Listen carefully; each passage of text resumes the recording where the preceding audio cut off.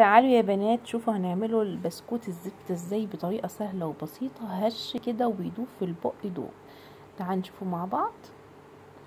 معايا كيلو زبدة مطلعاه من التلاجة قبليها بنص ساعة، واخد حرارة الغرفة ومقطعاه مكعبات صغيرة. ضربته من المضرب لحد ما ناعم معايا. هبدأ انزل عليه بنص كيلو سكر بودرة بالطريقة اللي انتوا شايفينها فيه. هضرب لحد ما اخفي خالص السكر بودرة، وبعد كده هنزل بالبيض بتاعي تدريجيا. كام يمسك البيض؟ 10 بيضات ورشة فانيليا. تمام كده. هبدأ انزل باربع بيضات، 4 بيضات او 3 بيضات يعني، اضربهم وبعد كده ابدأ انزل الباقي زي ما انتوا شايفين بنفس الطريقة دي يا جماعة. هي شرحة نفسها الطريقة، اسهل طريقة دي يا جماعة، وبتاعت المحلات يعني طريقة المحلات بالظبط. هتاكلي بسكوت تحفة جدا.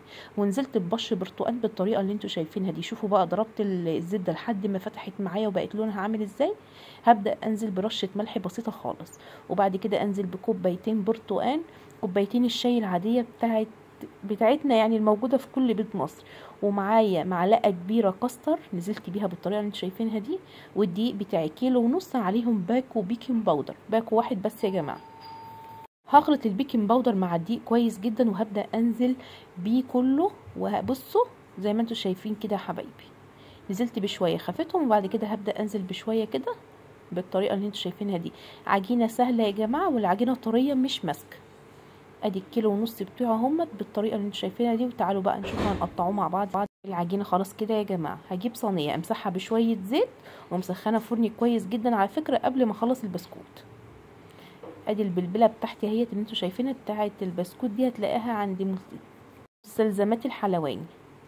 خلاص كده بقطع البسكوت بالطريقه دي. اسهل بسكوت تعملي، ولا تقعدي تلفي مكنه ولا اي حاجه. ان شاء الله المكنه بتاعتي مش موجوده والله عندي.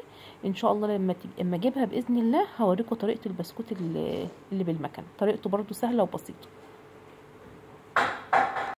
خلاص كده ببدا اقطع معاكم اهو بكل سهوله يا جماعه. بسكوت كده سهل وبسيط. مولعه فرني على 180. بصوا طلع بسرعه اهوت في ثانيه، وما شاء الله اللون تحفه جدا وهش جدا.